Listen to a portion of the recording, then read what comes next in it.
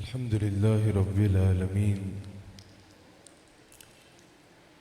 والصلاة والسلام على سيد الأنبياء والمرسلين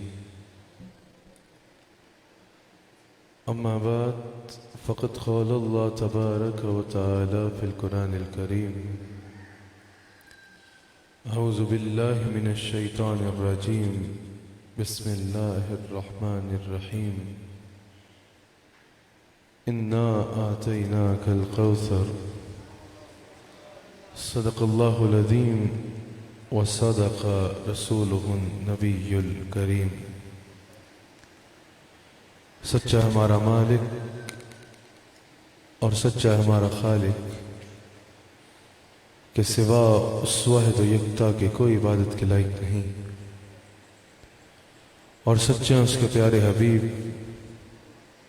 رحمت للعالمین خاتم النبیین حضرت سیدنا و مولانا محمد الرسول اللہ صلی اللہ علیہ وآلہ وسلم کہ جن کے نواسے، جن کے شہزادے، جن کے جگر کے ٹکڑے حضرت سیدنا امام علی مقام حضرت امام حسین رضی اللہ تعالیٰ عنہ کے یوم شہادت پہ میں اور آپ یہاں جمع ہیں۔ الحمدللہ ہمارے شیخ کامل صدارت فرما رہے ہیں۔ آج 10 محرم الحرام ہے، یہ یوم شہادت ہے شہدائے کربلا کا، یہ یوم شہادت ہے امام علی مقام امام حمام حضرت امام حسین رضی اللہ تعالیٰ عنہ کا۔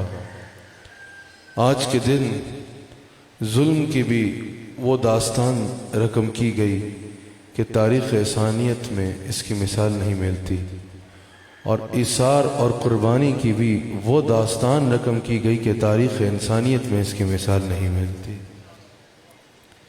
یقیناً ہم سب یہاں اور دنیا بھر سے جو شریک ہیں حضرت امام علی مقام سے عقیدتوں کے اظہار کی خاطر جمع ہیں، ان کی قربانیوں کو یاد کرنے کی خاطر جمع ہیں، اپنے محسنین کی محبت اپنے دل میں بھرانے کے لیے یہاں جمع ہیں۔ کیا مقام ہے، کیا شان ہے نواسہ رسول حضرت سیدہ کائنات کے شہزادے، مولا کائنات کے شہزادے حضرت امام حسین رضی اللہ تعالیٰ عنہ کی، حضور علیہ السلام کی آپ سے محبت کے کئی مناظر ہمیں کتب سیرت میں اور کتب احادیث میں نظر آتے ہیں۔ حضور علیہ السلام جب بھی حضرت امام علی مقام کو دیکھتے تو آپ کی گردن پہ چوما کرتے۔ حضرت امام علی مقام جتنی بار حضور علیہ السلام کے سامنے تشریف لاتے، حضور علیہ السلام کے سامنے حاضر ہوتے، اتنی بار حضور علیہ السلام ان کو بلا کے چوما کرتے۔ حسین کا مقام یہاں سے بھی اندازہ لگاؤ کہ میرے نبی نے ایک بار حجر اسود کو چوما تھا، آج تک اسے دنیا چوم رہی ہے، قیامت تک چومتی رہے گی، اور جو ایک بار اس پتھر کو چوم لے گا قیامت کے دن وہ پتھر اسے پہچانے گا بھی اور اس کی شفاعت بھی کرے گا۔ نہ صرف یہ کہ چوم لیا، اگر رش کی وجہ سے کوئی آگے پہنچ نہ بھی سکا، دور سے استلام کر دیا، دور سے اس پتھر کو اشارہ کر کے چوم لیا، اس پتھر کو اللہ نے یہ مقام دے دیا کہ وہ صرف دور سے اشارے سے چومنے کی وجہ سے وہ پتھر قیامت کے دن اپنے سے اظہار عقیدت کرنے والے کو، اشارہ کرنے والے کو پہچانے گا اور اس کی شفاعت کرے گا۔ ٹھیک ہے وہ جنت سے آیا ہے، ٹھیک ہے وہ دیوار کعبہ میں نسب ہے، لیکن قاضی ایاز نے شفا میں جو روایت نقل کی، حضرت عمر فاروق نے اس کو چومنے سے پہلے بتا دیا کہ اگر عمر تجھے چوم رہا ہے تو اس کی فقط یہ وجہ ہے کہ تجھے مصطفیٰ نے چوم رکھا ہے۔ اگر میرا نبی کسی پتھر کو ایک بار چوم لے تو اس کا یہ عالم ہے کہ قیامت کے دن دور سے اشارہ کرنے والے کو بھی پہچان لے گا۔ جس حسین کو میرے نبی نے بار بار چوما اس کا عالم کیا ہوگا۔ اگر کوئی اس سے محبت کرے گا قیامت کے دن میں اس کو پہچانے گا بھی اور اس کی شفاعت بھی فرمائے گا، اس کی شفاعت بھی فرمائے گا۔ میں آج خطاب زیادہ نہیں کر سکوں گا، میری طبیعت کچھ ایسی ہے، گلے میں انفیکشن ہے، میں صرف اظہار عقیدت کی خاطر آپ سے مخاطب ہو رہا ہوں۔ حضرت امام علی مقام حضرت امام حسین رضی اللہ تعالیٰ عنہ، حضور علیہ السلام ممبر پر رونق افروز ہیں، حسین تشریف لا رہے ہیں، حضور علیہ السلام اشارہ فرماتے ہیں اور فرماتے ہیں میرے صحابہ تمہیں پتہ ہے یہ جو آ رہا ہے یہ کون ہے؟ یہ میرے جگر کا ٹکڑا ہے۔ حضور علیہ السلام نے فرمایا یہ میرے جگر کا ٹکڑا ہے۔ ذرا سوچو، زمین کا ٹکڑا بدن مصطفیٰ سے نسبت پائے تو اس کا عالم یہ ہے کہ وہ عرش الہی سے افضل ہو جاتا ہے۔ جس کو میرے مصطفیٰ اپنے جگر کا ٹکڑا کہیں اس کے مقام کا عالم کیا ہوگا، اس کے مقام کا عالم کیا ہوگا۔ مجھے افسوس اس بات کا ہے کہ آج امت اپنے ان محسنین کی قدر بھول گئی ہے، ان کا حق بھول گئی ہے، جن کی عزت کرنے کا حضور علیہ السلام نے خود حکم فرمایا ہے، خود حکم فرمایا ہے۔ ورنہ اگر دین کا علم حاصل کرتے، اگر دین کے ساتھ جڑتے، اگر تمہارا علم خالی جو ہے وہ تمہارے اوپر کتابوں کی گٹھری نہ ہوتا بلکہ اس کو علم نافع بناتے تو تم وہ عمل کرتے جو حضرت ابو ہریرہ نے کیا۔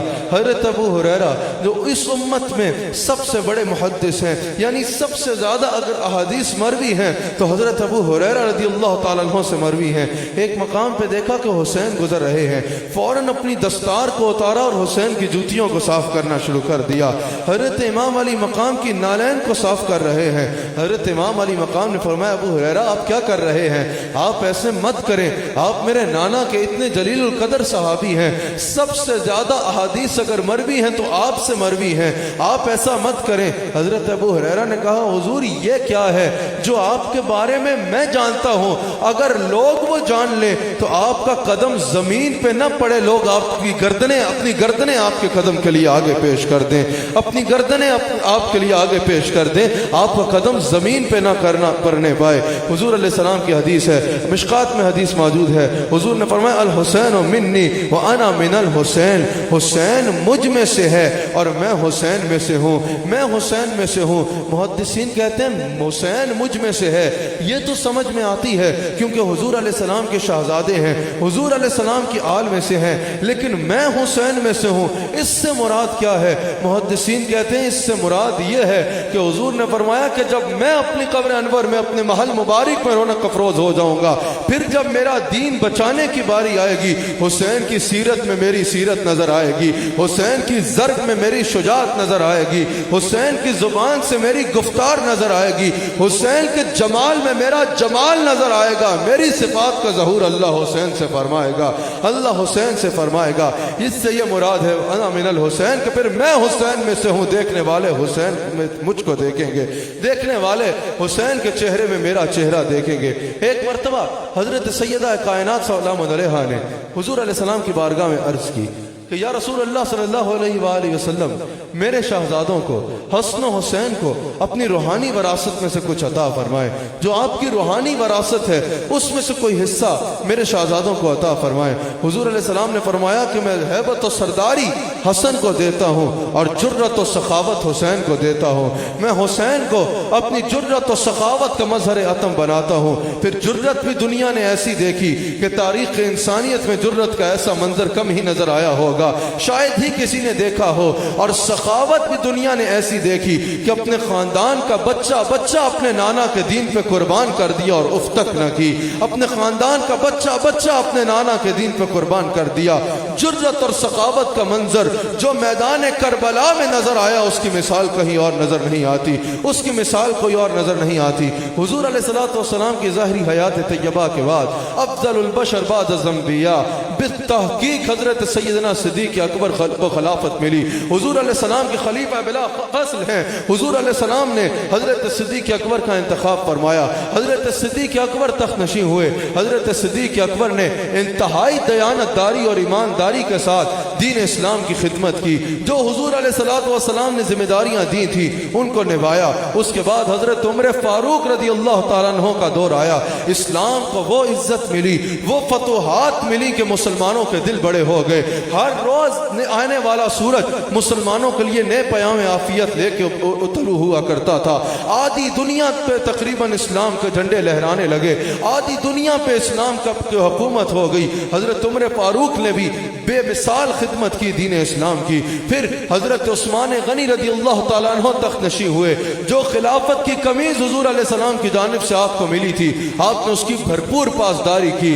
پھر مولا کائنات حضرت علی رضی اللہ تعالیٰ عنہ خلیفہ بنے، آپ تخت نشین ہوئے۔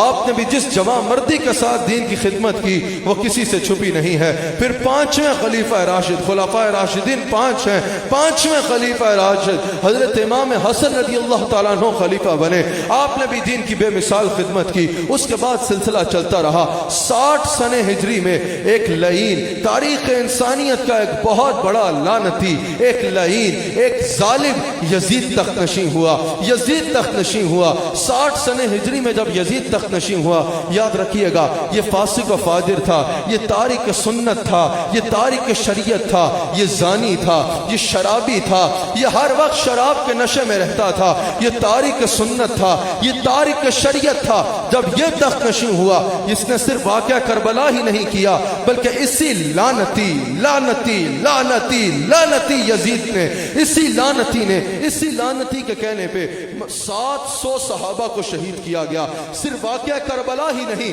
بلکہ اس کے ظلم کی داستان بہت طویل ہے۔ 700 صحابہ کو اس یزید کے کہنے پہ شہید کیا گیا، 10,000 تابعین کو اس یزید کے کہنے پہ شہید کیا گیا۔ مدینہ منورہ جیسی مقدس اور مکہ مکرمہ جیسی مشرف سرزمین پہ اس کے کہنے پہ 300 خواتین کی آبرو ریزی کی گئی، 300 مسلمانوں کی عورتوں کی آبرو ریزی کی گئی مدینہ منورہ میں اور مکہ مکرمہ میں اس یزید کے کہنے پہ۔ اس یزید نے کعبۃ اللہ پہ سنگ باری کروائی، اسی کے حکم پہ کعبۃ اللہ پہ سنگ باری کروائی گئی، یہاں تک کہ کعبۃ اللہ کے غلاف کو جلا دیا گیا۔ مسجد نبوی میں 3 دن اور 3 راتیں اس نے اذان و اقامت روک دی۔ ممبر رسول کے ساتھ اس یزید نے اپنے گھوڑوں کو باندھ دیا، ممبر رسول کی عزت کو پامال کرنے کی کوشش کی، ممبر رسول کے ساتھ اس نے گھوڑوں کو باندھ دیا۔ جب یہ تخت نشین ہوا، جو شرابی تھا، زانی تھا، تارک شریعت تھا، فاسق و فاجر تھا، تارک سنت تھا، امام علی مقام اس کو شراب پیتے اپنی آنکھوں سے دیکھ چکے تھے۔ ایک مرتبہ امام علی مقام مکہ میں مطاف میں موجود تھے اور یہ مکہ میں مطاف میں بیٹھا شراب پی رہا تھا۔ اس نے حسین کو دیکھا تو شراب کا جام آگے بڑھایا اور کہا حسین لو تم بھی شراب پی لو۔ اللہ نے یہ نہیں کہا کہ شرابیوں کے لیے خرابی ہے، اللہ نے تو یہ کہا ہے کہ نمازیوں کے لیے خرابی ہے، آؤ حسین تم بھی شراب کا جام پی لو۔ حضرت امام حسین الیاذ باللہ کہتے آگے بڑھ گئے۔ امام حسین خود اس کو شراب پیتے دیکھ چکے تھے، خود اس کی مغلظات سن چکے تھے، یہ کیسے تارک شریعت اور تارک سنت ہے، اس کی زنا کی داستانیں بھی سن چکے تھے اور اس کے قاتل ہونے میں بھی کسی کو شائبہ نہیں تھا، سب کے سامنے تھا یہ کیسا ظالم ہے۔ جب یہ تخت نشین ہوا تو مروان جس کو اس نے مدینہ منورہ کا گورنر مقرر کیا تھا، اس نے امام حسین کو اپنے پاس بلایا اور کہا حسین یزید کا حکم ہے کہ تم میرے ہاتھ پہ یزید کے لیے بیعت کر لو، تم یزید کی بیعت کر لو۔ حسین نے کہا میں یزید کی بیعت کروں؟ میں رسول اللہ کا نواسا ہوں، میں نے سیدہ فاطمہ سلام علیہا کا دودھ پیا ہے، میں سیدہ فاطمہ سلام علیہا کا شہزادہ ہوں، میں وہ ہوں کہ میرے گھر میں جبریل بغیر اجازت کے آ نہیں سکتا، بے اجازت میرے گھر میں جبرائیل آتے نہیں، قدر والے جانتے ہیں قدر و شان اہل بیت، کس زبان سے ہو بیاں عز و شان اہل بیت، مدح گوئے مصطفیٰ ہے مدح خوان اہل بیت، اور شان اہل بیت میں گستاخیاں بے باکیاں لعنت اللہ علیکم دشمنان اہل بیت۔ حسین نے کہا میں یزید کی بیعت کروں؟ میں وہ ہوں جو رسول اللہ کے پیٹ پہ کھیلتا تھا، میں وہ ہوں جو رسول اللہ کے کندھوں پہ سواری کرتا تھا، میں وہ ہوں جو رسول اللہ کی زبان چوسا کرتا تھا، میں وہ ہوں جس کے لیے حضور نے فرمایا ہے کہ نہ صرف حسین مجھ میں سے ہے بلکہ میں حسین میں سے ہوں۔ اور یہ یزید، یہ فاسق و فاجر، یہ قاتل، یہ زانی، یہ شرابی، میں کبھی اس کی بیعت نہیں کروں گا۔ یہ کہہ کے آپ پلٹے تو ایک اور بہت بڑا لعنتی، ایک اور بہت بڑا لعین، ایک اور بہت بڑا شیطان مروان بن حکم ولید کے پاس موجود تھا۔ مروان بن حکم نے ولید سے کہا ولید اگر حسین نے بیعت نہ کی تو حالات پہ قابو پانا مشکل ہو جائے گا، لوگ ان کے ساتھ جڑتے رہیں گے، اور اگر یہ یزید کے مقابلے میں کھڑے ہو گئے تو یہ رسول اللہ کے نواسے ہیں، درجنوں احادیث رسول اللہ کی اس کی شان میں موجود ہیں، یزید کی طرف کوئی دیکھے گا بھی نہیں، سب اس کے ساتھ ہو جائیں گے، بہترین موقع ہے یہی حسین کو قتل کر دیا جائے۔ حضرت امام حسین کے کانوں میں یہ آواز پہنچی، حضرت امام حسین الٹے قدم پھرتے ہیں، تلوار کو نیام سے نکالتے ہیں، فضا میں لہراتے ہیں، محمدی چھار سے حیدری شیر نکل آیا۔ حیدری شیر نے کہا مروان بن حکم تو مجھے جانتا نہیں ہے، میں حسین ہوں، میں علی کا بیٹا ہوں، اور علی ابو طالب کا بیٹا ہے، میں رسول اللہ کا نواسا ہوں، میں کبھی بھی اس فاسق و فاجر کے ہاتھ پہ بیعت نہیں کروں گا۔ یہ کہہ کہ امام حسین وہاں چل دیے۔ اب یہاں پر ایک پروپیگنڈا کیا جاتا ہے، پوری دنیا میں سنا جا رہا ہے، توجہ سے میری بات کو سماعت کیجئے۔ یہاں پر ایک پروپیگنڈا کیا جاتا ہے، اور آج کل پھر یزید کے چمچے یہ پروپیگنڈا کر رہے ہیں۔ کیا پروپیگنڈا ہے کہ بھئی یہ تو اقتدار کی جنگ تھی، یہ تو اقتدار کی جنگ تھی، معاذ اللہ یہ تو ان کی ذاتی جنگ تھی، معاذ اللہ دو شہزادوں کی جنگ تھی، دو شہزادوں کی جنگ تھی، معاذ اللہ امام حسین تو اقتدار کے لیے لڑ رہے تھے۔ اعوذ باللہ من الشیطان الرجیم۔ ارے اقتدار تو ان کی جوتیوں کی خاک کا صدقہ مل جاتا ہے، اقتدار تو ان کی نالین کا صدقہ مل جاتا ہے، ان کو کسی اقتدار کے لیے لڑنے کی کیا ضرورت ہے؟ جنت بھی ان کے اقتدار میں ہے، کوثر بھی ان کے اقتدار میں ہے، اللہ کی ساری خدائی پہ حسین کے بادشاہ، حسین کے نانا کا قبضہ ہے، حسین کے نانا کی بادشاہت ہے، ان کو کیا ضرورت ہے کسی لعنتی سے کردار کے لیے جنگ کرنے کی؟ یہ پروپیگنڈا ہے۔ حسین اقتدار کے لیے نہیں لڑے، اقتدار کے لیے نہیں لڑے، حسین نے انکار بیعت کی وجہ بیان فرما دی۔ انکار بیعت کی وجہ حسین نے خود بیان کر دی کہ میں اس کے ہاتھ پہ بیعت اس لیے نہیں کروں گا کیونکہ یہ فاسق و فاجر ہے، یہ میرے نانا کی سنت کا تارک ہے، یہ شریعت کا تارک ہے، یہ زانی ہے، اس نے مدینہ شریف اور مکہ شریف میں ہی 300 عورتوں کی آبرو ریزی کی ہے، 10,000 صحابہ کا قاتل ہے، 700 تابعین کا قاتل ہے، یہ ظالم اور فاسق و فاجر کے ہاتھ پہ میں بیعت نہیں کروں گا۔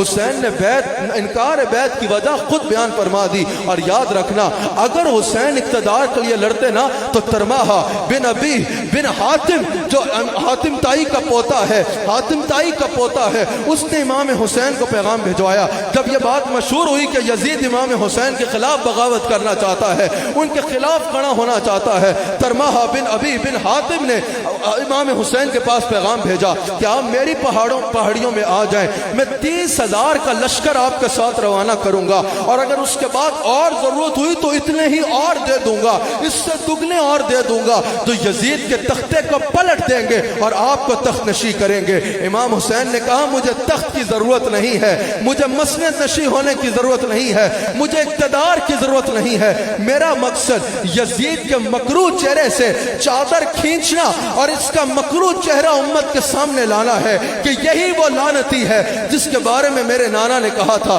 کہ 60 سنہ ہجری میں بنو امیہ کا ایک شخص آئے گا جو میری سنت پہ حملہ کرے گا، جو میری سنت پہ حملہ کرے گا۔ انہوں نے پلاننگ کی کہ امام حسین کو اور آپ کے خاندان کو مدینہ منورہ میں ہی شہید کر دیا جائے، مدینہ منورہ میں ہی، شہر رسول میں ہی امام حسین کو شہید کر دیا جائے۔ امام حسین کو جب یہ خبر ہوئی، آپ نہیں چاہتے تھے کہ مدینہ منورہ میں خون خرابہ ہو، آپ نہیں چاہتے تھے کہ شہر رسول کی حرمت کو پامال کیا جائے، آپ نے مدینہ منورہ چھوڑنے کا فیصلہ فرمایا۔ وہ کیا گھڑی ہوگی حاضرین و ناظرین، ذرا سوچو وہ کیا وقت ہوگا۔ آج حاجی 8 دن مدینہ منورہ رہتا ہے اور مدینہ منورہ سے بچھڑنا کسی قیامت سے کم نہیں ہوتا۔ آج حاجی 8 دن مدینہ شریف رہتا ہے اور نکلتے کہتا ہے جان نکلتی نظر آتی ہے بدن سے اعظم، کوئی آسان تو نہیں طیبہ سے واپس آنا۔ آج حاجی 8 دن مدینہ پاک رہتا ہے اور مدینہ پاک سے جدائی کسی قیامت سے کم نہیں تھی۔ یہ تو وہ حسین ہے جو انہی گلیوں میں رسول اللہ کے کندھے پہ سواری کیا کرتا تھا، یہ وہ حسین ہے جو انہی گلیوں میں رسول اللہ سے کھیلا کرتا تھا، یہ وہی حسین ہے جو انہی گلیوں میں رسول اللہ کا انگلی پکڑ کے چلا کرتا تھا۔ یہ وہی حسین ہے، انہی گلیوں میں جب چلا کرتا تھا تو رسول کہا کرتے تھے صحابہ وہ دیکھو میرے جگر کا ٹکڑا جا رہا ہے۔ یہ وہی حسین ہے، جب انہی گلیوں میں اس کے رونے کی آواز آتی تھی حضور سیدہ کے گھر جا کے کہتے تھے فاطمہ حسین کو رونے نہ دیا کرو، مجھ سے حسین کا رونا نہیں دیکھا جاتا۔ آج یہ حسین مدینہ شریف سے جدا ہو رہا ہے، مدینہ شریف چھوڑ رہا ہے۔ جب حاجی مدینہ پاک سے آتا ہے اس کو یقین ہوتا ہے حضور پھر بلا لیں گے، لیکن حسین کو پتا تھا یہ لالا کو آخری سلام کر رہا ہوں، اس کے بعد کبھی مدینہ شریف آنا ظاہرا نصیب نہیں ہونا۔ امام حسین نے حضور کی بارگاہ میں سلام کیا، پھر حضور سیدہ کائنات کی بارگاہ میں سلام کیا، پھر اپنے خاندان کے ساتھ مدینہ منورہ چھوڑ دیا، مکہ مکرمہ پہنچے، 4 ماہ مکہ مکرمہ رکے، 4 ماہ جب مکہ مکرمہ قیام کیا، حج کا ارادہ کیا۔ 8 ذی الحج کو خبر پہنچی کہ یزید کا حکم ہے، یزید کی یہ پلاننگ ہے کہ حج کے ایام میں ہی امام حسین کو شہید کر دیا جائے گا۔ آپ نہیں چاہتے تھے کہ صحابہ کا خون بہے، آپ نہیں چاہتے تھے کہ اور لوگوں کا خون بہے، آپ کو پتا تھا کہ اگر حج کے ایام میں یزید نے حملے کی کوشش کی یہ سارے میرے نانا کے غلام ہیں، یہ سب اپنی جانیں مجھ پہ قربان کر دیں گے، یہ سب اپنے سر میری جان کی خاطر قربان کر دیں گے۔ آپ نے وہاں رہنا، آپ نے فرمایا کہ یہاں میں رہا تو خون خرابہ زیادہ ہوگا۔ آپ نے کوفہ کی طرف جانے کا ارادہ کیا، لوگوں نے آپ کو بتایا حضور کوفی بڑے بے وفا ہیں، بڑے بے وفا لوگ ہیں، ذرا سی یزید نے ان کو آنکھیں دکھائی وہ آپ کو چھوڑ کر بھاگ جائیں گے، لیکن آپ نے فرمایا انہوں نے مجھے 150 خط لکھے ہیں کہ ہمارے پاس امام نہیں ہے، ہم آپ کی قیادت میں حق کا علم لہرانا چاہتے ہیں، اس لیے میں وہاں جاؤں گا۔ مجھے پتہ ہے بے وفا ہے، لیکن کہیں یہ نہ ہو کہ قیامت کے دن وہ میرے نانا کے حضور شکایت کر دے، اللہ کے حضور میرے نانا کے سامنے شکایت کر دے کہ ہم نے تیرے نبی کے نواسے کو بلایا تھا، ہم ان کی رہنمائی چاہتے تھے لیکن یہ آئے نہیں، اس لیے میں وہاں ضرور سفر کروں گا۔ حضرت امام علی مقام کوفہ کی جانب سفر کرتے ہیں، راستے میں آپ کو اپنے بھائی حضرت مسلم بن عقیل کی شہادت کی خبر بھی مل جاتی ہے، لیکن پھر بھی آپ اپنا سفر جاری رکھتے ہیں۔ راستے میں یزید کا بھیجا ہوا شخص، بعد میں یہ آپ کا غلام ہو گیا تھا، بعد میں اس نے آپ کی غلامی اختیار کر لی تھی، لیکن اس وقت یزید کا بھیجا ہوا شخص حر بن یزید اس نے آپ کے رستے کو روکا، آپ کے رستے کو روکا اور آپ کو کربلا کی جانب لے گیا۔ 2 محرم الحرام کو آپ کربلا پہنچتے ہیں، 2 محرم سے 9 محرم تک مذاکرات ہوتے رہے، اور وہ مذاکرات کیا تھے؟ یزید کہتا تھا کہ بیعت کرو، یزید کا پیغام تھا کہ بیعت کرو، اور حضرت امام کا کہنا تھا ہرگز میں اس فاسق و فاجر کی، ہرگز میں اس فاسق و فاجر کی، اس زانی کی، اس قاتل کی بیعت نہیں کروں گا، لیکن بلا وجہ کا خون خرابہ بھی نہیں چاہتا۔ اور یزید کا یہی کہنا تھا یا بیعت کرو یا میدان میں آ کے جنگ کرو۔ بھئی کون کہتا ہے یہ جنگ تھی؟ اگر امام حسین جنگ کرنا چاہتے تو میں نے بتایا کرماہ بن ابی بن حاتم نے کہا تھا 30,000 کا لشکر میں بھیجتا ہوں۔ اگر امام حسین حج پہ اعلان کر دیتے کہ یزید مجھے شہید کرنا چاہتا ہے تو کون مسلمان ایسا ہوتا جو میدان عرفات میں بیٹھا رہتا؟ ہر ایک نے آپ کا ساتھ آ کے یزید کی حکومت کا تختہ الٹ دینا تھا، لیکن کون کہتا ہے یہ جنگ تھی؟ آپ کے ساتھ کم از 100 لوگ ہیں، 100 کے قریب لوگ ہیں، جن میں بزرگ بھی ہیں، عورتیں بھی ہیں، بچے بھی ہیں، اور وہاں 22,000 درندے ہیں۔ 22,000 درندوں کے مقابلے میں 100 کا وہ لشکر جس میں عورتیں، بچے اور بزرگ موجود ہیں، اس کو جنگ کہو گے؟ یہ سراسر ظلم و ستم ہے جو لعنتی یزید اور یزیدیوں کی طرف سے اہل بیت اطہار کے اوپر کیا گیا۔ 9 محرم الحرام کو جب سارے مذاکرات ناکام ہو گئے، مذاکرات ناکام ہو گئے، یزید کہتا تھا یا بیعت کرو یا جنگ کرو۔ 9 محرم کی شام کو حضرت امام حسین نے چراغ بجھا دیے اور جانثاروں سے خطاب فرمایا، کہا تم سب نے میرا بڑا ساتھ دیا، تم یہاں تک میرے ساتھ آئے، میں نانا کے آگے قیامت کے دن تمہاری گواہی دوں گا، میں تمہاری وفا کی گواہی قیامت کے دن اپنے نانا کے آگے ضرور دوں گا، لیکن تم میں سے اب جو جانا چاہتا ہے چلا جائے۔ مجھے نانا نے انجام ویسے بھی بتا دیا ہے اور مجھے پتا ہے یہ میرے خون کے پیاسے ہیں، تم میں سے جو جانا چاہتا ہے چلا جائے، مجھے کوئی گلہ نہیں ہوگا، مجھے کوئی گلہ نہیں ہوگا، مجھے پتا ہے یہ میرے خون کے پیاسے ہیں۔ امام حسین کے جانثار اٹھے، کہا حضور اگر آج ان درندوں کے بیچ آپ کو اکیلا چھوڑ کے چلے گئے تو قیامت کے دن آپ کے نانا کو کیا منہ دکھائیں گے؟ کس منہ سے قیامت کے دن آپ کے نانا کے سامنے جائیں گے؟ حضور ہم سب کے لاشیں گرے گے، اس کے بعد کوئی آپ کو دیکھ سکے گا، اس کے کے بعد کسی کی نظر آپ تک پہنچے گی۔ آپ نے فرمایا تمہارے ساتھ تمہاری بیویاں ہیں، ان سے کہو کہ میرے خاندان کی عورتوں کو تو اسیر بنا لیا جائے گا، قیدی بنا لیا جائے گا، اگر تم جانا چاہتی ہو تو قریب کی بستیوں میں جا کے پناہ لے لو۔ انہوں نے جا کے جب اپنی بیویوں کو یہ بتایا، ان سب کی خواتین نے کہا رسول کی بیٹیاں قیدی بنائی جائے اور ہم پناہ لے لے، نہیں، جو تیر آنے ہیں پہلے ہمارے سینے پہ آئیں گے پھر کوئی رسول کی بیٹی کو جائے گے۔ رسول کی شہزادیاں یہاں ہو اور ہم جا کے پناہ لے لیں، ایسی بات سے اللہ کی توبہ، ہم حضور علیہ السلام کی شہزادیوں پہ قربان ہونے کو تیار ہیں۔ رات کا وقت ہے، سیدہ زینب فرماتی ہے ہمیں اندازہ تھا کہ صبح کیا ہونا ہے، آج آخری رات ہے۔ وہ کہتی ہے میں حسین کے کمرے میں گئی، حسین کے خیمے میں گئی تو میں نے دیکھا حسین قرآن کی تلاوت کر رہے ہیں۔ میں نے کہا باقی شہزادوں کا احوال دیکھوں۔ وہ کہتے ہیں میں باقی شہزادوں کے خیمے میں گئی تو میں نے دیکھا کہ سارے شہزادے ایک خیمے میں جمع ہیں، حضرت علی اصغر، حضرت عباس علمدار کے گرد سب جمع ہیں، اور حضرت عباس علمدار پوچھ رہے ہیں بتاؤ صبح کیا کرو گے؟ سب شہزادے یہ کہہ رہے ہیں ہم سب کے خون کا قطرہ قطرہ اپنے نانا کے دین پہ قربان ہوگا، رسول اللہ کے دین پہ قربان ہوگا، اور پہلے ہمارے لاشیں گریں گے پھر کوئی حسین کی طرف جا سکے گا، پھر کوئی حسین کی طرف دیکھ سکے گا۔ اللہ اکبر، فجر کا وقت ہوتا ہے، حضرت علی اکبر نے اذان پڑھی، زندگی کی آخری اذان دے رہے ہیں حضرت علی اکبر۔ جب اللہ نے انسان کو بنایا تھا نا، فرشتوں نے کہا تھا کہ یا اللہ عبادت تو ہم کرتے ہیں، یہ تو فتنہ کرے گا، یہ تو جھگڑا کرے گا۔ آج ایک انسان نے ایسا سجدہ کرنا تھا کہ اگر سارے فرشتوں کی زندگیوں کی کمائی اکٹھی کر لی جائے تو حسین کے سجدے کی زکوٰۃ بھی نہیں بنتی۔ آج تاریخ انسانیت میں وفا کی وہ داستان رقم ہونی تھی کہ صدیوں نے اس میں ناز کرنا تھا۔ بعد آخری اذان فجر ہو رہی ہے، آخری فجر کی اذان علی اکبر دیتے ہیں، امام علی مقام جماعت کراتے ہیں، صبح جنگ کا آغاز ہوتا ہے، کہیں آل محمد کے لاشیں گر رہے ہیں، تفصیل سے بیان کرنے کا وقت نہیں۔ سیدہ زینب کے شہزادے، کہیں آل محمد کے لاشیں گر رہے ہیں، کہیں قاسم جو حضرت امام حسن رضی اللہ تعالیٰ عنہ کے شہزادے تھے، کہیں امام حضرت قاسم کا لاشا گر رہا ہے، حضرت علی اکبر کی آواز میدان کربلا میں گونج رہی ہے، میرے باپ مجھے پکڑو، میرے باپ مجھے تھامو۔ علی اکبر کا لاشا گر رہا ہے، علی اکبر امام حسین کے ہاتھ میں دم توڑ رہے ہیں۔ روایات میں آتا ہے پہلے حسین کی داڑھی میں ایک سفید بال بھی نہیں تھا، لیکن علی اکبر کی میت اٹھا کے خیمے تک کے سفر میں حسین کی داڑھی سفید بالوں سے بھر چکی تھی، سفید بالوں سے بھر چکی تھی۔ جب ظلم و ستم ہوا یزیدیوں کی طرف سے، پانی تک بند کر دیا، حضرت امام حسین اپنے 6 مہینے کے علی اصغر کو لے کے جاتے ہیں اور کہتے ہیں اس 6 مہینے کے بچے سے تمہارا کیا جھگڑا ہے، اس 6 مہینے کے بچے سے تمہیں کیا تکلیف ہے، اس سے کیا جنگ ہے، اس کو تو پانی پلا دو۔ یزیدیوں نے کہا ہاں ہاں 6 مہینے کا بچہ ہے، لاؤ ہم اس کو پانی پلاتے ہیں۔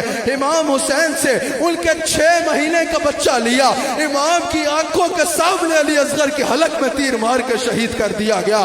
اولاد والے سوچو اگر تمہاری اولادوں کو تمہارے سامنے بخار بھی ہو جائے تو تمہاری نیندیں حرام ہو جاتی ہیں۔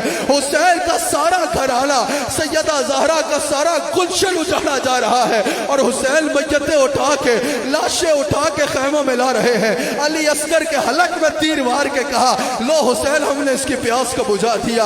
امام حسین گلہ نہیں کرتے، چلو میں علی اصغر کا خون لے کے آسمان کی جانب پھینکتے ہیں اور کہتے ہیں یا اللہ میری چھوٹی سی قربانی قبول کر لے، یا اللہ میری یہ چھوٹی سی قربانی قبول کر لے، یہی میری زندگی کی کمائی تھی، یا اللہ تیرے دل پہ قربان کر دی، اس کو قبول فرما لے۔ اللہ اکبر۔ جب سیدہ زہرا کا سارا گلشن اجاڑ دیا گیا، جب سیدہ زہرا کے گلشن کے سارے پھولوں کو شہید کر دیا گیا، جب میرے رسول کی شبیہ کو بھی شہید کر دیا گیا، جب میرے رسول کے سارے شہزادوں کو شہید کر دیا گیا، امام حسین نے ان کو آخری خطبہ فرمایا، آخری وقت بھی ان کی بہتری کے لیے کوشش فرمائی، کہا خدا کا خوف کرو، مجھے پہچانو میں کون ہوں۔ یہ خطبہ دیا امام حسین نے، کہا میں رسول اللہ کا نواسا ہوں، میں وہ ہوں جس کی زبان جو رسول اللہ کی زبان چوسا کرتا تھا، میں وہ وہ हूँ जो रसूलुल्लाह के पेट पे खेला करता था, मैं वो हूँ जो रसूल के कंधों पे सवारी करता था, मैं ही वो हूँ जिसके बारे में हुजूर ने फरमाया अल हुसैन मिन्नी व अना मिनल हुसैन, मैं ही वो हूँ जिसके बारे में रसूलुल्लाह ने कहा ये मेरे जिगर का टुकड़ा है, मैं सैयदा फातिमा का बेटा हूँ, मैं अली का बेटा हूँ, खुदा का खौफ करो, मुझे पहचानो मैं कौन हूँ। लेकिन यजीदियों ने फिर वही बकवास की, कहा या बैत करो या जंग करो। इमाम हुसैन ने घोड़े को एड़ लगाई, मैदान की जानिब जा रहे थे तो देखा घोड़ा चल नहीं रहा, आप घोड़े को एड़ दे रहे हैं, घोड़ा चल नहीं रहा, आप फिर घोड़े को एड़ देते हैं, घोड़ा चल नहीं रहा। आपने नीचे देखा तो आपकी 4 साल की शहजादी हजरत सुकैना सलाम अलैहा, सकीना कहा जाता है, असल में नाम सुकैना है, सुकैना असल तलफ़्फ़ुज़ सुकैना है, हजरत सुकैना सलाम अलैहा घोड़े की टांग पकड़े हैं, कहा जो वहां गया वापस नहीं आया, मेरे बाबा को लेके ना जाओ, आज तक मैं सोई नहीं जब तक अपने बाबा के सीने पे सर नहीं रखा, मेरे बाबा को ना लेके जाओ, अगर ये चले गए तो मैं किसके सीने पे सर रख के सोऊंगी, मैं किसके सीने पे सर रख के सोऊंगी। आपने शहजादियों को हुक्म फरमाया कि सुकैना को अंदर खैमों में ले जाया जाए, हजरत सुकैना को खैमे में ले जाया गया। हुसैन ने घोड़े को एड़ लगाई और फौरात पे गए, जो रास्ते में आया वासिल जहन्नुम होता गया। दरियाए फौरात पे जाके हुसैन ने पानी का चुल्लू भरा और यजीदियों को मुखातब करके कहा कि तुम समझते थे कि हुसैन मजबूर है और तुमने पानी बंद कर दिया, देख लो इस वक्त फौरात भी हुसैन के कब्जे में है और आबे कौसर भी हुसैन के कब्जे में है, हुसैन के कब्जे में है। हुसैन ने पानी पिया नहीं, यह साबित कर दिया कि यह इम्तिहान था जिसमें हुसैन पूरा उतरे, वरना हुसैन मजबूर नहीं था, हुसैन लाचार नहीं था। अगर हुसैन एक इशारा करता तो आप कौसर का जाम लिया नाना खुद मैदान करबला में तशरीफ ले आते। अगर हुसैन एक इशारा कर देता तो कौसर की नहरें दरिया कौसर की नहरें जो है वो करबला में बरस पड़ती, छलक पड़ती, बारिश की तरह आबे कौसर बरसने लग पड़ता। लेकिन हुसैन ने साबित किया कि यह हुसैन मजबूर नहीं था, एक इम्तिहान था जिसमें हुसैन पूरा उतरे। लोग कहते हैं कि पानी को तरसते थे हुसैन, अरे मैं तो कहता हूँ तरसता था प्यासा पानी। हुसैन ने कहा देख लो इस वक्त आबे कौसर भी हुसैन के कब्जे में है और फौरात भी हुसैन के कब्जे में है। घोड़े को एड़ लगाई, मैदान जंग में गए, वहां 22,000 दरिंदे हैं, उनकी वकालतें वकीलों को मुबारक हो, लेकिन वहां 22,000 दरिंदे हैं, 22,000 लानती लाइन यजीद के चमचे हैं जो हुसैन के मुकाबले में आए हैं और यहाँ हुसैन अकेला है। 22,000 के लश्कर से हुसैन लड़ रहा है। एक हैबत तारी हो गई कि एक तरफ 22,000 का लश्कर और दूसरी तरफ अकेला हुसैन। अली की ताकत भी उसमें नजर आ रही है, अबू तालिब की ताकत भी उसमें नजर आ रही है, मुस्तफा की ताकत भी उसमें नजर आ रही है। सैयदा फातिमा तो ज़हरा सलाम अलैहा का दूध पीने वाला हुसैन करबला के मैदान में आता है। हजारों का लश्कर है, हुसैन की तलवार उनके खून चाट रही है। लेकिन आखिर क्या किया गया, तीरों की बारिश कर दी गई। 109 सुराख थे आपके जरा पर, आपके लिबास पर जब आपका लिबास उतारा गया आप पे तीरों की बारिश कर दी गई। आप घोड़े से गिरे, आप सजदा रेज़ हुए। आखिरी अल्फाज सुनो, आपने कहा या अल्लाह हुसैन तुझसे राजी है, हुसैन तुझसे राजी है और हुसैन तेरे हर इम्तिहान से राजी है। किबला कारी शाहिद साहब, आज किसी पीर साहब के या मौलवी साहब के कोई 2 बंदे हाथ चूम लेना तो वो आपे से बाहर हो जाता है, वो इंतजार करता है यार जिब्रील नहीं आया अभी तक मेरे पास। लेकिन इमाम हुसैन सब कुछ कुर्बान करने के बाद, सब कुछ कुर्बान करने के बाद सवाल पता है क्या किया, कहा या अल्लाह हुसैन तो तुझसे राजी है, बता तू अब भी हुसैन से राजी है या नहीं है। हुसैन सब कुछ कुर्बान करके तुझसे राजी है, लेकिन बता क्या तू अब भी हुसैन से राजी है या नहीं है। आपने यह फरमाया और आपने जामे शहादत नोश किया, आपने जामे शहादत नोश किया। हज़रत रसूलुल्लाह सल्लल्लाहु अलैहि वसल्लम के उस नवासे जिसको आप अपने जिगर का टुकड़ा फरमाया करते हैं, उसको शहीद कर दिया गया। मिशकात में मौजूद है हज़रत उम्मे सलमा सलाम अलैहा, एक और हदीस है, हज़रत उम्मे सलमा फरमाती है कि जब हुसैन की विलादत हुई थी ना तो मुझे हुजूर के महल मुबारक से रोने की आवाज़ आई। वो कहते हैं मैं हुजूर के रोने की आवाज़ सुनी तो तेज़ कदमों के साथ हुजूर के महल मुबारक में गई। हुजूर के हुजरे में दाखिल हुई। वो कहते हैं जब हुजूर के हुजरे में दाखिल हुई तो मैंने देखा कि हुजूर के हाथ में एक मट्टी है और दूसरे हाथ में हुसैन है और हुजूर की सिसकी बंधी हुई है, हुजूर ज़ारो कतार रो रहे हैं। उम्मुल मोमिनीन हज़रत उम्मे सलमा कहती हैं मैंने हुजूर से पूछा या रसूल अल्लाह आप क्यों मग़मूम हैं, आप क्यों अश्कबार हैं?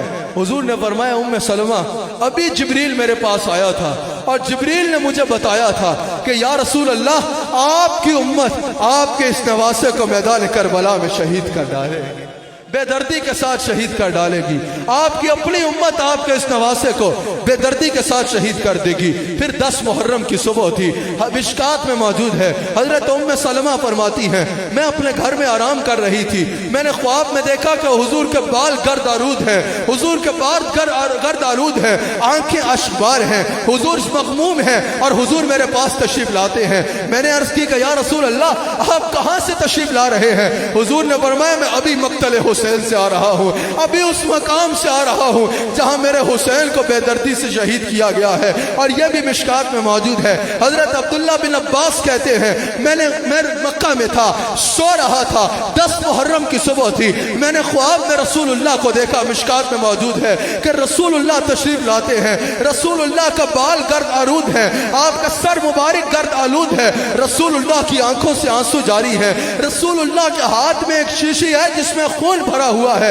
मैंने पूछा या रसूल अल्लाह आप कहां से तशरीफ ला रहे हैं और यह किसका खून है? हुजूर ने फरमाया मैं अभी मैदान करबला में आ रहा हूं, सारा दिन वहां अपने हुसैन की और अपने शहजादों की शहादतें अपनी आंखों से देखता रहा और उनका खून जमा करता रहा। जरा फिर सोचो जब हुसैन को शहीद किया जा रहा था रसूलुल्लाह ये मंजर अपनी आंखों से देख रहे थे, जब हुजूर की शहजादियों को असीर बनाया जा रहा था हुजूर अलैहिस्सलाम ये मंजर अपनी आंखों से देख रहे थे, क्या गुजरी होगी उस वक्त रसूलुल्लाह के दिल पे? इसका तसव्वुर वही कर सकता है जिसके घर में औलाद मौजूद है, औलाद मौजूद है। लेकिन ये सारी कुर्बानियां हम तक दीन असल हालत में पहुंचाने के लिए दी गई।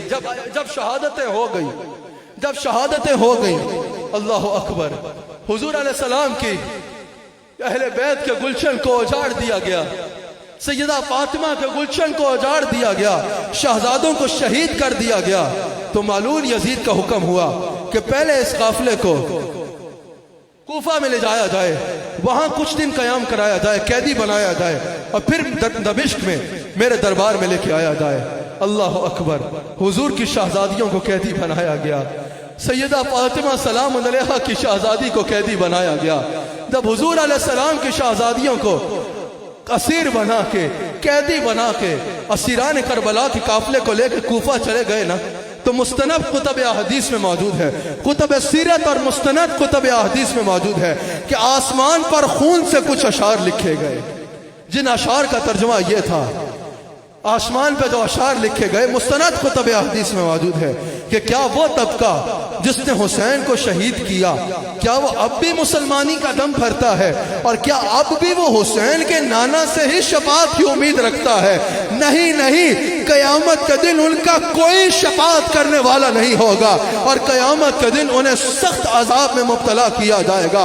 उन जालिमों ने जालिम के हुक्म पे हुसैन को शहीद कर दिया और उस जालिम के हुक्म को, उस जालिम के हुक्म पर कुरान के हुक्म की मुखालिफ कर दी, कुरान के हुक्म की मुखालिफ कर दी। अल्लाह अकबर। इब्न ज़याद जब असीरान करबला का काफिला लेके कूफा में पहुंचा, कई दिन असीरान करबला को कूफा में कैद रखा, फिर दमिश्क की तरफ सफर शुरू हुआ। फिर यजीद ने कहा कि इस काफिले को दमिश्क लाया जाए। रसूलुल्लाह की शहजादियों को सिर्फ एक मर्द बचे थे अहले बैत के, हजरत ज़ैनुल आबिदीन रज़ियल्लाहु ताला अन्हु, जो उस वक्त बीमार थे। कहा इन असीरान करबला को दमिश्क में मेरे दरबार में लाया जाए। अल्लाह अकबर। रस्ते में उन बदबख्तों ने जश्न का एहतमाम कर रखा था, जितने शहर रस्ते में आए हर शहर में जश्न का एहतमाम कर रखा था कि जिस जिस रस्ते से इस काफिले ने गुजरना है यजीद की फतह का जश्न मनाया जाएगा, बाजे बजाए जाएंगे, शादियाने बजाए जाएंगे। मैं बात को खत्म कर रहा हूँ, आपकी भरपूर तवज्जो दरकार है। उसके बाद कारी शाहिद साहब इंशाअल्लाह हुजूर की बारगाह में और अहले बैत अतहार की बारगाह में हदाया अकीदत पेश करेंगे इंशाअल्लाह। अल्लाह अकबर। जुबान साथ नहीं देती बयान करने के लिए। जब असीरान करबला का काफिला दमिश्क ले जाया जा रहा था ना, رستے میں یزیدی قافلے کے پاس پانی ختم ہو گیا.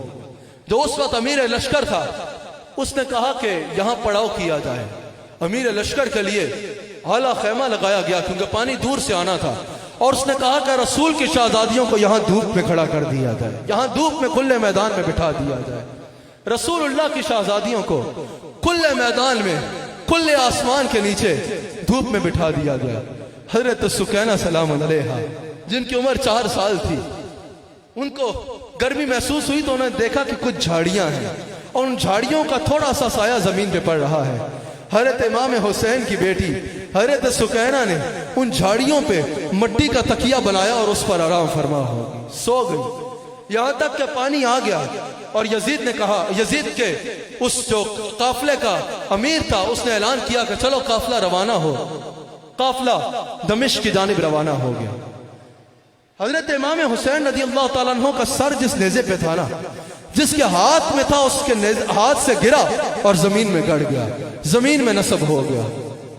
اس نے خوب طاقت لگائی لیکن وہاں سے نکلنے کا نام نہ لیا اس نیزے نے. باقی بھی سب نے اپنی طاقتیں آزما لی لیکن حضرت امام حسین کا سر جس نیزے پہ تھا وہ نیزہ وہاں سے ہلا نہیں. اللہ اکبر, اللہ اکبر. وہ جانتے تو تھے کہ ہم نے کن لوگوں کے ساتھ ظلم کیا ہے. وہ آئے حضرت زین العابدین کے پاس کہ کیا وجہ ہے, کیا وجہ ہے, آپ کے بابا آگے چل نہیں رہے. حضرت زین العابدین اشکبار ہو گئے. آپ اپنی پھپھی حضرت زینب سلام علیہا کے پاس جاتے ہیں اور کہتے ہیں کہ بابا آگے چل نہیں رہے, ذرا دیکھ لو بابا کے سب شہزادیاں موجود ہیں کہ نہیں ہیں, کیا رسول اللہ کا سارا خاندان موجود ہے یا نہیں ہے. حضرت زینب سلام علیہا نے سب کے نام لیے, سب موجود تھے. آخر میں حسین کی بیٹی سکینہ کا نام لیا. سکینہ سکینہ سکینہ کی صدا حضرت زینب نے بلند کی لیکن حضرت سکینہ کا جواب نہ آیا. حضرت زینب پریشان ہوئی کہ میں حسین کو آگے کیا منہ دکھاؤں گی کہ میں تمہاری سکینہ کی, تمہاری بیٹی کی چند دل بھی حفاظت نہ کر پائی. آپ پیچھے دوڑتی ہیں, واپس دوڑتی ہیں. آپ نے کہا یقیناً جہاں پڑا ہوا تھا وہاں رہ گئی ہوگی. حضرت زینب سلام علیہا فرماتی ہے میں واپس دوڑی, جس مقام پہ پڑاؤ کیا تھا ادھر پہنچی تو دیکھا رات کے اندھیرے میں ایک نقاب پوش عورت ہے, وہ سکینہ کو سینے سے لگا کے بیٹھی ہے. سکینہ اپنی میٹھی میٹھی آواز میں رو رو کے اس کو کربلا کی کہانی سنا رہی ہے. یوں میرے بھائی علی اصغر کو شہید کیا, یوں میرے بھائی علی اکبر کو شہید کیا, یوں عباس علمدار کو شہید کیا, یوں میری آنکھوں کے سامنے میرے بابا کو شہید کیا.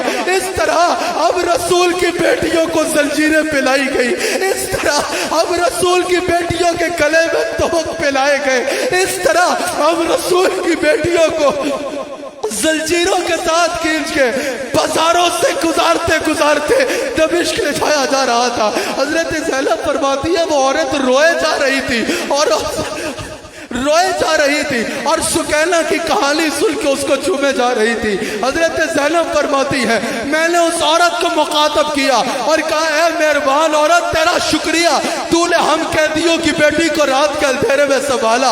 اے عورت ذرا یہ تو بتا تو ہے کون جس نے اتنی مہربانی کی.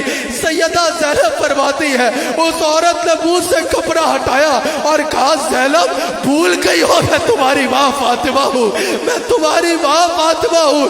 جب حسین کے سینے پہ سونے والی سکینہ اس اندھیرے میں اکیلی رہ گئی, مجھ سے قبر میں رہا نہیں گیا, میں سکینہ کو سینے سے لگا لے گیا, سکینہ کو سینے سے لگا لے یہاں تشریف لے آئی. یہ آپ کی روح مقدسہ تھی, یہ آپ کی روحانی جلوہ گری تھی, یہ آپ کی روح تھی. آپ نظروں سے اوجل ہو گئی. حضرت سکینہ کو ساتھ لیا اور دربار یزید کی جانب چلے, دربار یزید کی جانب چلے. رستے میں ہر شہر میں جو ہے وہ یزید کا حکم تھا کہ اس قافلے کا جب گزرے تو باجے بجائے جائیں, شادیانے بجائے جائیں اور بتایا جائے کہ جو میری حکومت کے خلاف کھڑا ہوگا اس کا یہ انجام ہوگا. انہوں نے لوگوں کو یہ نہیں بتایا کہ یہ رسول اللہ کی بیٹیاں ہیں. اگر یہ بتا دیتے تو وہیں پہ یزید کو سڑے بازار قتل کر دیا جاتا. تو اس نے یہ نہیں بتایا کہ یہ رسول اللہ کی بیٹیاں ہیں. کہا کوئی باغی گروہ تھا جس کے مردوں نے بغاوت کی تو مردوں کو شہید کر دیا گیا اور معاذ اللہ کنیزیں بنا کے عورتوں کو یزید کے پاس لے جایا جا رہا ہے, یزید کے پاس لے جایا جا رہا ہے. قاری صاحب جب یہ واقعہ دمشق میں پہنچا نا, اللہ اکبر, دو مناظر بیان کر کے میں نے اپنی بات کو ختم کرنا ہے. جب یہ قافلہ دمشق میں پہنچا تو سارا دمشق اکٹھا ہوا تھا تماشا دیکھنے کی خاطر، کہ یزید کی فتح دیکھنے کی خاطر، کہ جو یزید کے خلاف اٹھے گا اس کا کیا انجام ہوگا۔ سارا دمشق کو حکم ہے آؤ تماشا دیکھو، عورتیں چھتوں پہ چڑھی ہیں، بازار بھرے ہیں تماشا دیکھنے کے لیے۔ رسول اللہ کی شہزادیوں کو اس بازار سے گزارا جاتا ہے۔ اللہ اکبر۔ ایک عورت اپنی چھت سے یہ منظر دیکھ رہی تھی۔ اس عورت نے اپنی خادمہ کو بھیجا کہ جاؤ ان قیدیوں میں جو عورتیں ہیں نا ان کو پانی پلاؤ۔ پھر کھجوریں بھیجی، کہا بچوں کو کھجوریں بھی کھلاؤ۔ پھر لباس بھیجے، کہا ان قیدیوں کو یہ لباس بھی دو۔ جب پانی پلایا، پانی ملا، حضرت زینب سلام علیہا نے سب شہزادوں اور شہزادیوں کو پانی پلایا۔ حضرت زین العابدین کو اور شہزادیوں کو پانی پلایا۔ کھجوریں بھی جس جس کو ضرورت تھی عطا فرمائی، لباس بھی قبول فرمائے۔ حضرت زینب سلام علیہا نے فرمایا اس عورت کی خادمہ کو کہ جاؤ اس کو ذرا ایک بار میرے پاس بلاؤ۔ وہ عورت آئی، حضرت زینب نے سوال کیا ہے عورت تو کون ہے کہ تو نے ہم قیدیوں پہ یہ مہربانی کی؟ آج اس دمشق کے بازار میں ہمارا تماشا دیکھنے والوں کے علاوہ اور کوئی نہیں ہے، تو کون ہے جس نے اتنی مہربانی کی؟ اس عورت نے کہا اور کوئی خدمت ہے تو بتائیں۔ آپ نے فرمایا اپنا تعارف تو کروا۔ اس نے کہا میں نہیں جانتی آپ کون ہیں، لیکن اپنی جوانی میں مدینہ منورہ میں سیدہ فاطمہ کی کنیز تھی، سیدہ فاطمہ کی خدمت کیا کرتی تھی۔ جب میں واپس دمشق جانے کی میں نے اجازت مانگی تو سیدہ کی آنکھوں میں آنسو آئے اور سیدہ نے کہا تم دمشق جا رہی ہو، اگر کبھی دمشق میں قیدی نظر آئے نا تو ان سے بھلائی کر دینا، اگر کبھی دمشق میں قیدی نظر آئے تو ان سے بھلائی کر دینا۔ حضرت زینب رو پڑی اور اس سے پوچھا کہ اے مہربان عورت ہم قیدی تیرے احسان کا بدلہ کیسے چکائے؟ اس عورت نے کہا تم مجھے کیا دے سکتے ہو، خود قیدی ہو، بس ایک دعا دے دو۔ جب میں مدینہ پاک ہوتی تھی نا تو فاطمہ کے 2 بیٹے تھے اور 1 بیٹی تھی، حسن و حسین فاطمہ کے بیٹے تھے اور زینب فاطمہ کی بیٹی تھی۔ حسن مجتبیٰ کی شہادت کی خبر تو مجھے مل گئی، میرے دل کا ارمان ہے مجھے کبھی حسین کی زیارت اور زینب سے ملاقات کا شرف ہو جائے۔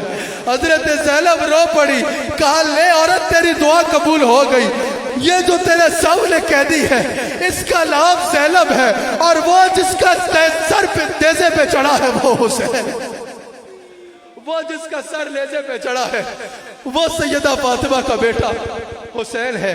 حضرت سہل بن سعد کہتے ہیں میں کام سے بیت المقدس جا رہا تھا، رستے میں جب دمشق پہنچا تو میں نے وہاں دیکھا کہ عید منائی جا رہی ہے، شادیانے بجائے جا رہے ہیں۔ میں نے اہل دمشق سے پوچھا کہ آج کوئی تمہاری علاقائی عید ہے؟ انہوں نے کہا نہیں، حکومت کا ایک باغی گروہ تھا، اس کے سر اور ان کی عورتوں کو کنیز بنا کے لایا جا رہا ہے، وہ تماشا دیکھنے کے لیے ہم سب جمع ہیں اور یزید کی فتح کا جشن منا رہے ہیں۔ سہل بن سعد کہتے ہیں بخاری و مسلم میں کئی احادیث ہیں جن کے راوی حضرت سہل بن سعد ہیں، کہتے ہیں میں بھی وہاں کھڑا ہو گیا کہ دیکھوں۔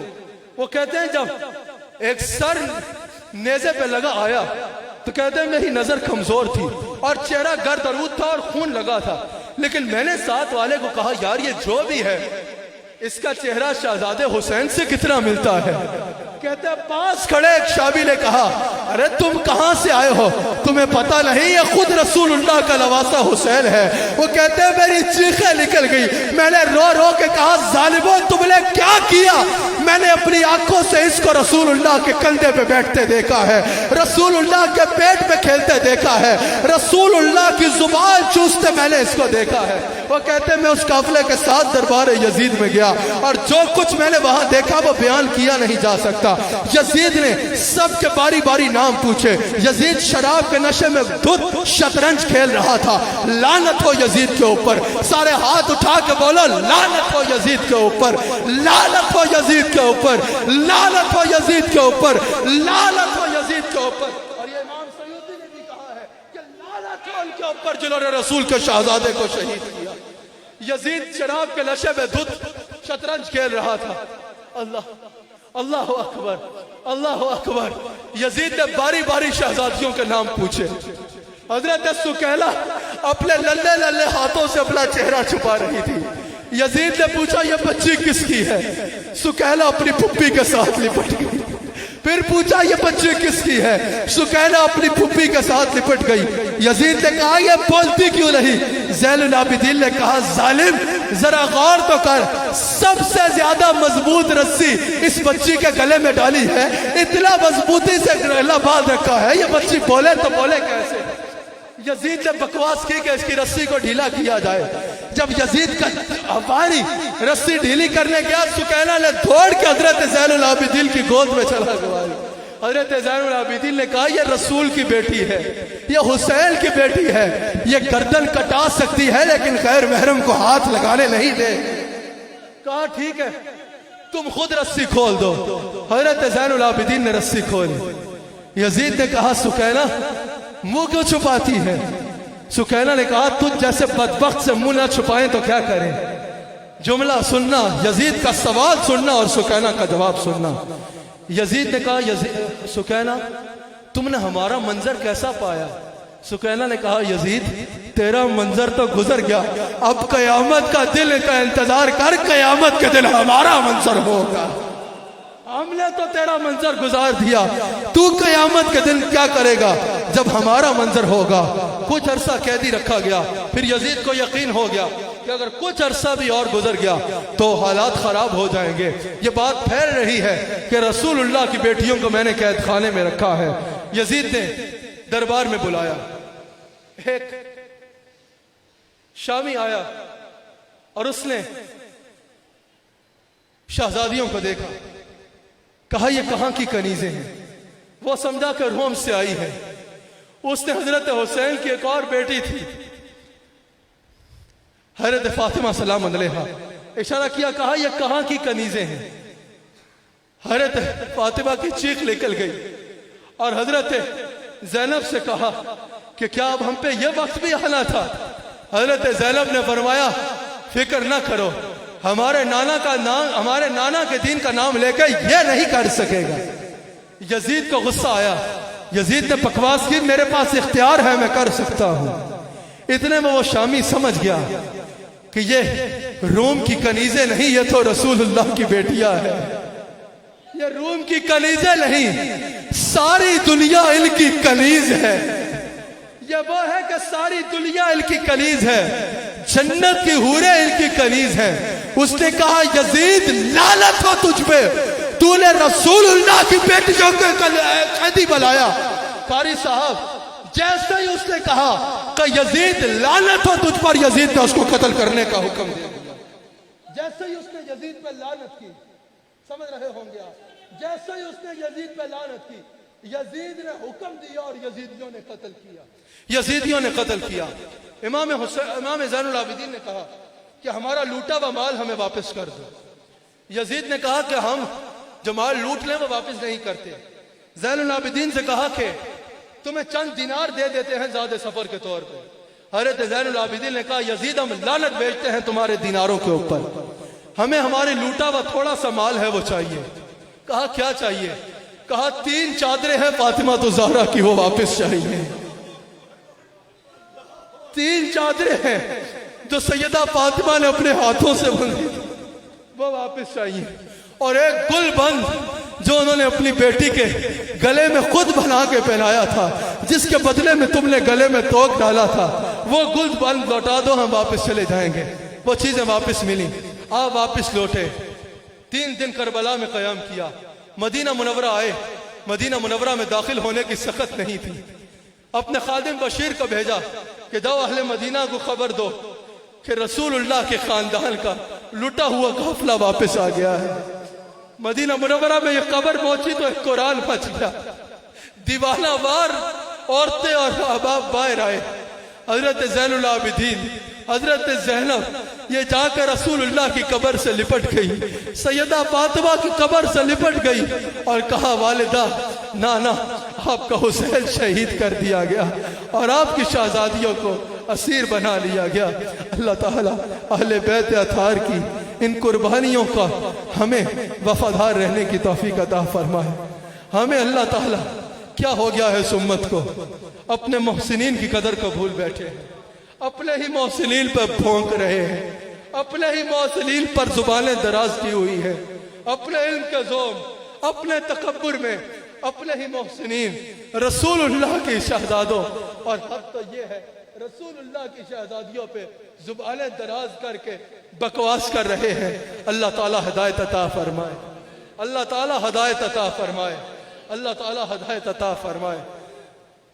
اس شعر پہ میں مائک کو چھوڑوں گا اور قاری صاحب انشاءاللہ مائک پہ آئیں گے اور حضور علیہ السلام کی نعت شریف بھی پڑھیں گے، حضور علیہ السلام کی نعت بھی پڑھیں گے، اور انشاءاللہ سیدہ پاک کی بارگاہ میں اور امام حسین کی بارگاہ میں بھی منقبت کے نذرانے قبلہ قاری صاحب انشاءاللہ پیش کریں گے۔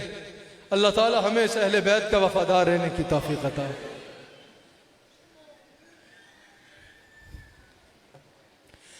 باغ جنت کے پیرے مدح خانے اہل بیت، تم کو مژدہ نار کا اے دشمنان،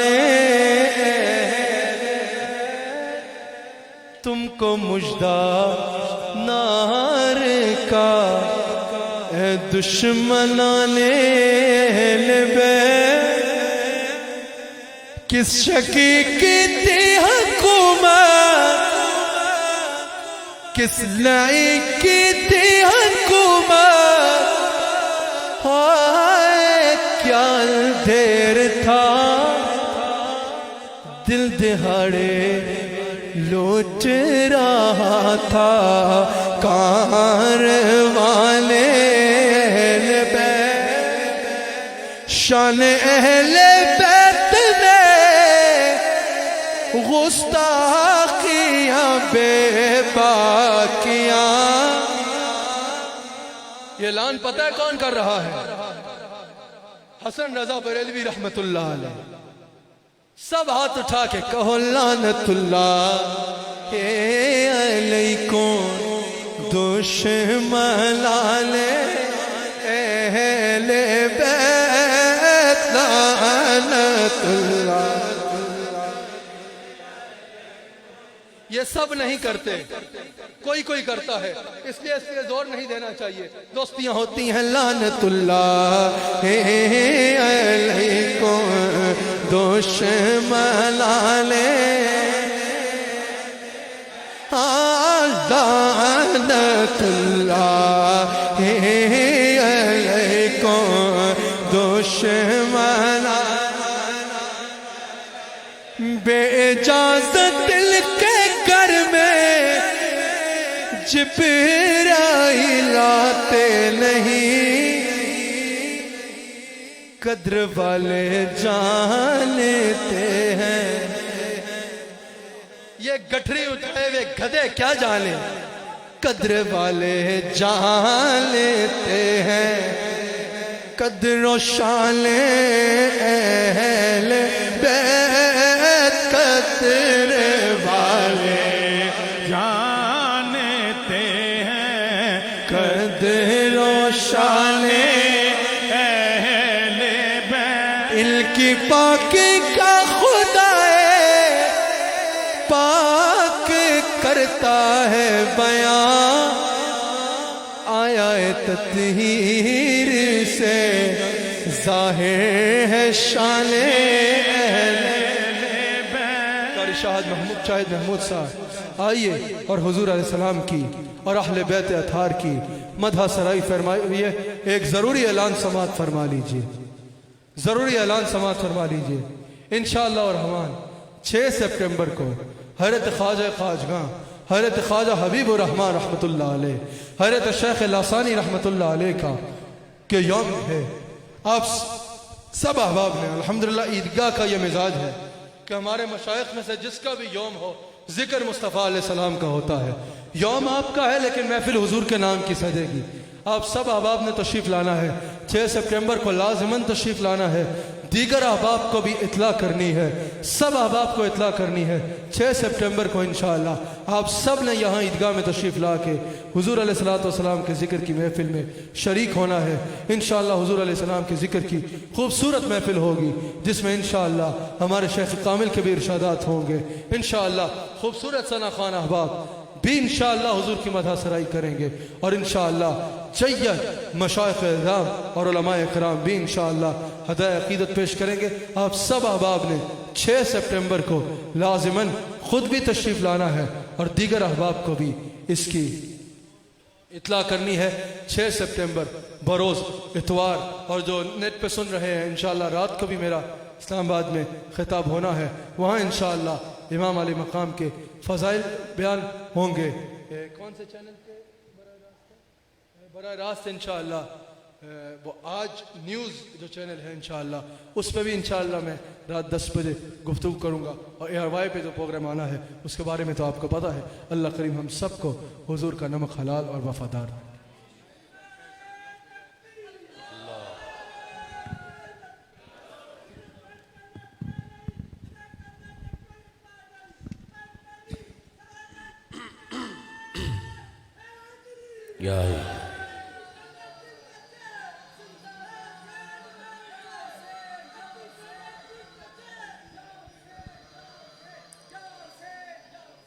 اعوذ باللہ من الشیطان الرجیم، بسم اللہ الرحمن الرحیم۔ کوئی بھی دن ہو، کوئی بھی موقع ہو، عیدگاہ شریف میں الحمدللہ یہ اسی مناسبت سے محفل کا انعقاد کیا جاتا ہے۔ صاحبزادہ صاحب نے جس طرح بیان فرمایا ہے اس کے بعد پڑھنے کی کوئی گنجائش رہتی نہیں ہے، اور یہ حقیقت بات ہے کہ ہر آنکھ اشک بار تھی، اور وہ سارا منظر کربلا کا آپ جب بیان فرما رہے تھے تو ایسے ہی تھا جیسے آنکھوں کے سامنے ہے۔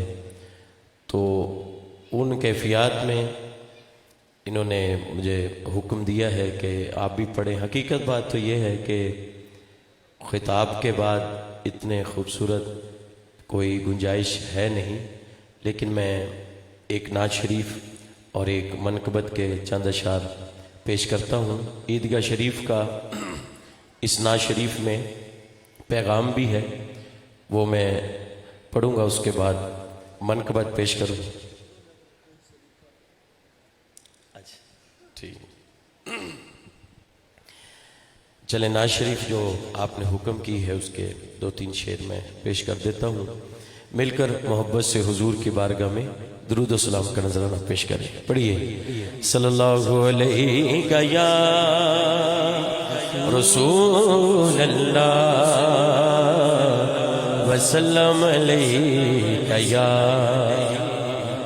حبیب اللہ صلی اللہ علیہ یا رسول اللہ وسلم علیک یا حبیب۔ کوئی سلیقہ ہے آرزو کا، نہ بندگی میری بندگی ہے، یہ سب تمہارا کرم ہے آقا، یہ سب تمہارا کرم ہے آقا، یہ سب تمہارا کرم ہے آقا، کہ بات اب تک بنی ہوئی ہے، یہ سب تمہارا کرم ہے آقا، یہ سب تمہارا۔ کوئی سلیقہ ہے آرزو کا، نہ بندگی میری بندگی ہے، کوئی سلیقہ ہے آرزو کا، بندگی میری بندگی ہے، یہ سب تمہارا کرم ہے آقا، یہ سب تمہارا کرم ہے آقا، یہ بس تمہارا کرم ہے آقا، یہ بس تمہارا کرم ہے آقا، کہ بات اب تک بنی ہوئی ہے کوئی سلیقہ ہے آرزو کا، کوئی سلیقہ ہے آرزو کا، کسی کا احسان کیوں اٹھائے، کسی کو حالات کیوں بتائیں، یا رسول اللہ کسی کا احسان کیوں اٹھائیں، کسی کو حالات کیوں بتائیں، آپ ہی سے مانگیں گے آپ ہی دو گے، آپ ہی سے مانگیں گے آپ ہی دو گے، آپ ہی سے مانگیں گے آپ ہی دو گے، آپ کے در سے ہی لو لگی ہے، آپ ہی سے مانگیں گے آپ ہی دو گے، عطا کیا مجھ کو درد الفت، کہاں تھی یہ خطا کی قسمت، عطا کیا مجھ کو درد الفت، کہاں تھی یہ پر خطا کی قسمت۔ اور صاحب جی کو ہمیشہ میں نے یہ کہتے سنا ہے، اگر آپ بھی سب حضرات ہاتھ اٹھا کے میرے ساتھ مل کے یہ کہیں کہ میں اس کرم کے کہاں تھا قابل، میں اس کرم کے کہاں تھا قابل، میں اس کرم کے کہاں تھا قابل، میں اس کرم کے کہاں تھا قابل، میں اس کرم کے کہاں تھا قابل۔ خاک مجھ میں کمال رکھا ہے، بس مصطفیٰ نے سنبھال رکھا ہے، قاری شاہد کب کا مر جاتا، آپ کے ٹکڑوں نے پال رکھا ہے، میں اس کرم کے کہاں تھا قابل، میں اس کرم کے کہاں تھا قابل، میں اس کرم کے کہاں تھا قابل، حضور کی بلدہ پروری ہے، میں اس کرم سے کہاں تھا قابل، حضور کی بلدہ پروری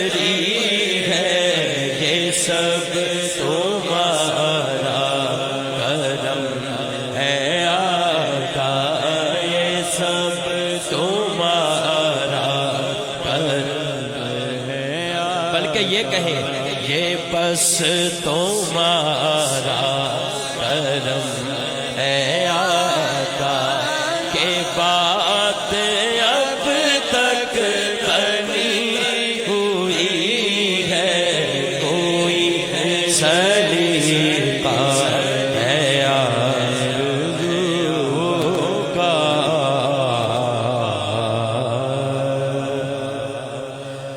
ایک شعر ان میں جڑا پنجابی دا پڑھن لگا سی عیدگاہ شریف دا پیغام بھی تسی سمجھ سکتے ہو الحاج محمد علی ظہوری قصوری رحمت اللہ علیہ انہاں دا کلام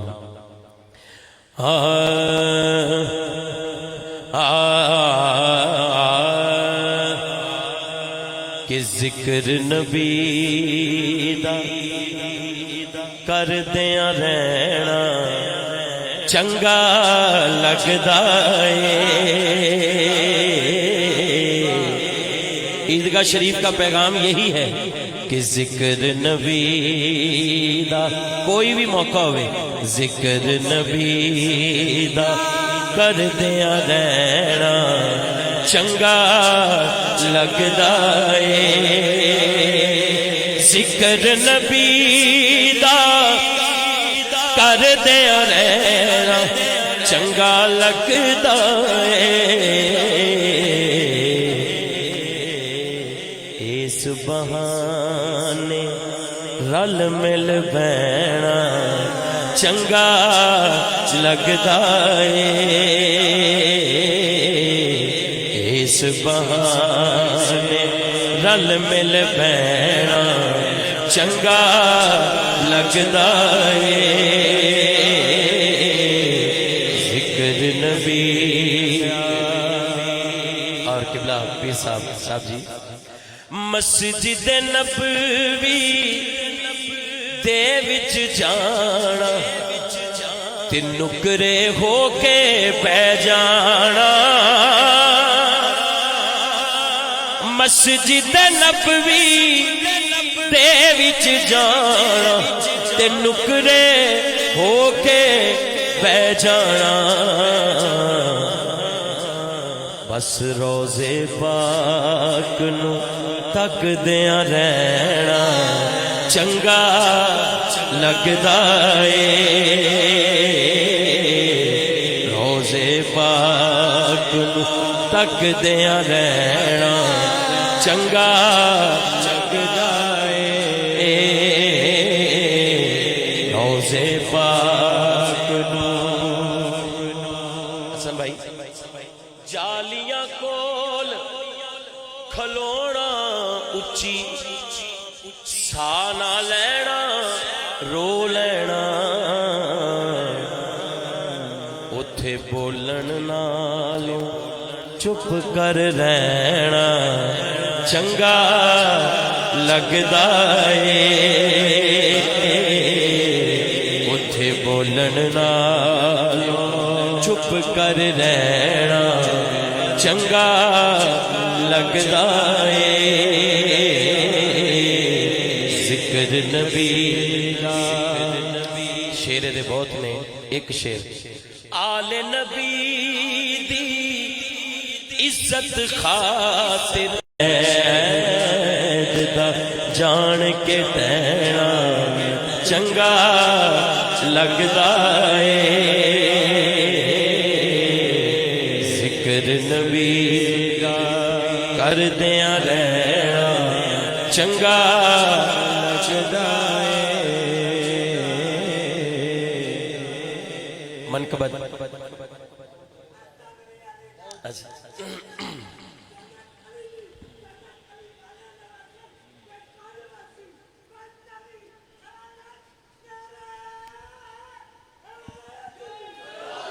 صاحب جی دا حکم ہے بلکہ تے ناز شریف ایسی ہے کہ اکثر محفلوں چ بھی مینوں انج ہی کہا جاتا ہے کہ وہ جڑا صاحب جی دا پسندیدہ کلام ہے وہ سنا دیو میں دو شعر پہلا تے جڑا آپ دا حکم ہے مل کے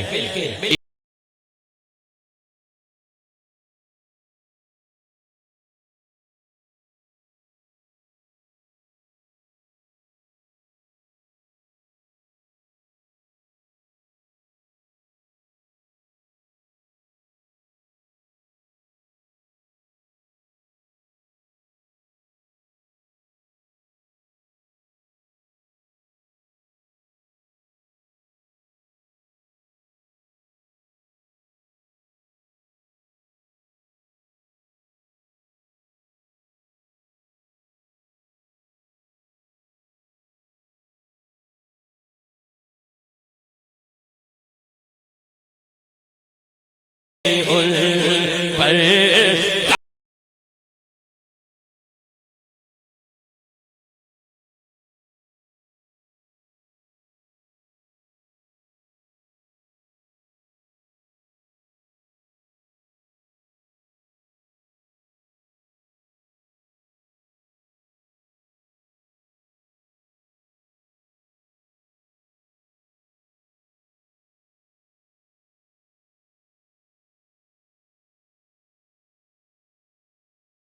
بابا ہے زہرا کب بابا وہ بابا ہے زہرا کب بابا